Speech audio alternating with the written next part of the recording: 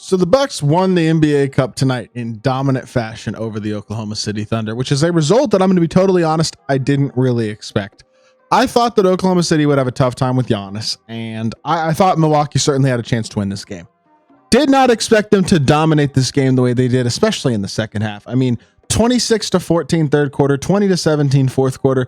They outscore the Bucks 46-31. Outscore the Thunder, I should say, 46-31 in the second half with a truly impressive defensive performance. I know the Thunder maybe had a bit of an out. I mean, they definitely had an outlier shooting game. 5 of 32 is not going to happen often at all. But at the same time, they did a great job making SGA work. 8 of 24, not an efficient night at all for Shai Gilgeous-Alexander. J-Dub wasn't great. Isaiah Hartenstein was probably the Thunder's best player in all honesty. But overall, like, Dort was a non-factor. Isaiah Joe was a non-factor. Kenrich Williams is a non-factor. Caruso did nothing offensively. Oh, it was just one of those games where the Thunder didn't have answers for them offensively. There was nobody who was really able to have a great night offensively for the Thunder at all. And they kind of just looked outmatched in all honesty, which is something that I truly cannot say I have thought about the Thunder a single time that I've watched them all season, even in their bad losses. I've never watched them and been like, oh yeah, this team that they're playing is just better than them. The Bucks were the better team tonight. What an impressive turnaround for a team that was 2-8 and in like serious, oh my gosh, are they going to trade Giannis? Oh my goodness, this is a disaster. Like a month ago. That was a month and a week ago. Just November 10th, they were 2-8. December 17th, they have now won the NBA Cup. They're 12-3 of their last 15 games. They are playing unbelievable basketball. Tonight's game didn't even count towards the regular season standings, which, I mean, good for the Thunder because it doesn't count to regular season statistics either, which saves Shai's field goal percentage. But point being, unbelievably impressive performance by the Bucks. I know I've talked about them a couple times recently on this channel, but I can't not talk about them again. Before we hop into it, if you haven't already, make sure you hit that subscribe button. Help me push towards the 2,000 subscriber mark on the channel, uploading multiple NBA videos every single day. Would really appreciate it if y'all do subscribe. Without further ado, the Bucks have been playing unbelievably well as of late. When you look at the numbers in their last 15 games versus their first 10 games of the season, they are absolutely night and day. Offensive rating is 10th in the league, which isn't unbelievable, but it's very, very solid. Defensive rating is 8th in the league. They are a top 10 defense and a top 10 offense in the last 15 games. They have the 8th best net rating, but they're 12-3. They're finding ways to win with consistency. And tonight's game isn't even going to factor into these numbers, which is unfortunate for the Bucks because it would make these numbers look even more favorable and an incredibly impressive win.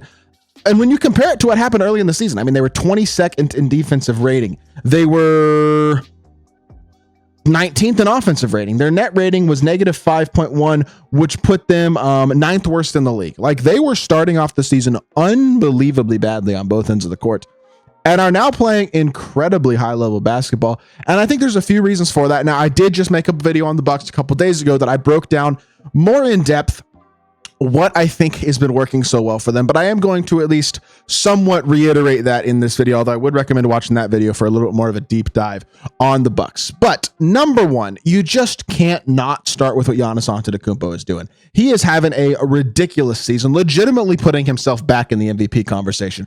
26, 19, and 10 tonight on 10 and 19. He doesn't have to shoot threes to be effective. He's about the only player in the league that you can truly say that about. But 32.5 points a game, 11.5 rebounds, 6 assists on incredible efficiency.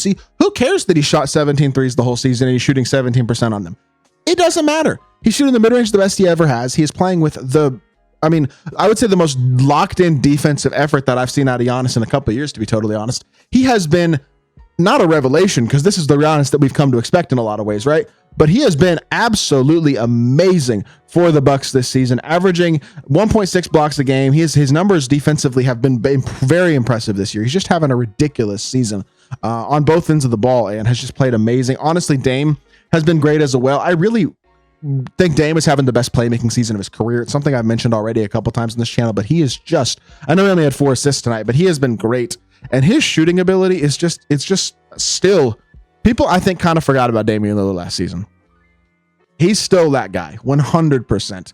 There are very few players in basketball that can close a game the way Damian Lillard can. And that was a huge, huge part in both of their NBA Cup playoff wins over the Magic and the Hawks. Was Dame closing those games down the stretch. And then the biggest thing for the Bucks that has been, I think, so crucial to how well they have played as of late has been the improvement and the impressive play of all the others. And I can't not start with AJ Green. I think AJ Green no hyperbole, no exaggeration, is the most underrated player in basketball right now. I don't know why people aren't talking about this dude. He is shooting the absolute crap out of the ball, legitimately almost a 50% three-point shooter, while playing really, really high-level defense. He was a big reason why Shai Gilgeous-Alexander struggled tonight, and so was Andre Jackson Jr. Those two guys and their improved play and important places in the rotation that they have claimed have been massive to the Bucks' success as of late. I just don't think you can overstate enough the amount of value those guys have provided on the defensive end of the court, and especially with AJ Green offensively as well. His spacing is a huge, huge key next to Giannis, whereas with Andre Jackson, there's not a lot of great shooting numbers there. And hopefully that does continue as his career progresses, because his defensive intensity, effort, and energy that he plays with is absolutely crucial to this team's success as well. And then they're getting, Taurean Prince is leading the league in three-point percentage. Gary Trent started the season super rough, but is now over 40% from three in his own right and is shooting the ball great. And he's not a bad defensive player either. Bobby Portis is probably the worst player in the rotation, in my opinion. I think he can be a bit of a black hole offensively. Defensively, he's a bit of a disaster.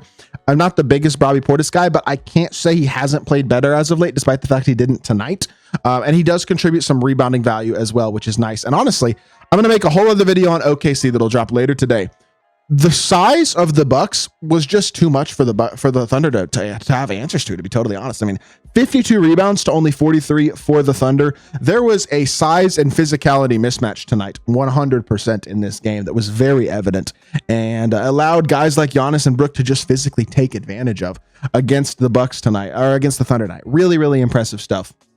And again, these numbers kind of back up what I'm saying about the impressive play of the role players. Brook Lopez started the season rough, has been amazing for the last month and a half. He had a few bad games to start the year, but he's played really, really well. AJ Green and Andre Jackson have the two best plus minuses of any player on this team besides Brook Lopez. And like I said, they're both basically new additions to the rotation this season and have been huge, huge pieces. Giannis is, of course, a net positive on both ends of the court, as you would expect. And look, Dame, his on-off numbers aren't great. They're not. I really think that's more so a testament to how good Giannis is than it is to Dame's struggles. You know what I'm saying? Because a lot of his minutes are obviously staggered with Giannis, staggered with other starters. He's in a position where he has to carry more of the load. Damian Lillard is not a number one option at this point in his career. Now, he will put up numbers in that role, but he is not a consistent number one option where you can expect to contend if he's the guy. But he fits perfectly next to Giannis with his spacing, playmaking, passing, and obviously incredible shot-making ability and closing ability, which Giannis has never been a great closer. Dame fits great. Taurean Prince, he's shooting the three ball at a super high level. I wish he was playing defense better. That's the biggest critique I have about Portis as well. Honestly, Portis hasn't been good on either end of the court, but defensively, I wish both those guys were playing better, especially Portis. And I do think Chris Middleton's going to have to do more to find himself. He didn't play tonight. He was out with injury again, but he's been back for these last few games, and they're going to need him to step up to be serious championship contenders in the East. But I think what tonight's game proved, beyond all the numbers, beyond everything else, just watching the game, the eye test, tonight's game proved that the Milwaukee Bucks are a contender. 100%. It's not oh, they're looking good. Oh, the Bucks are feisty again. Oh, the Bucks are going to make the playoffs. Oh, the Bucks are going to be top 6 seed. Oh, they might be a top 4 seed. No, it's the Bucks are championship contenders. Legitimately. I think if you are looking at the Eastern Conference, it is still Boston and the Cavs. You can't take away from them how incredible their starts have been. But I think the third team has to be Milwaukee.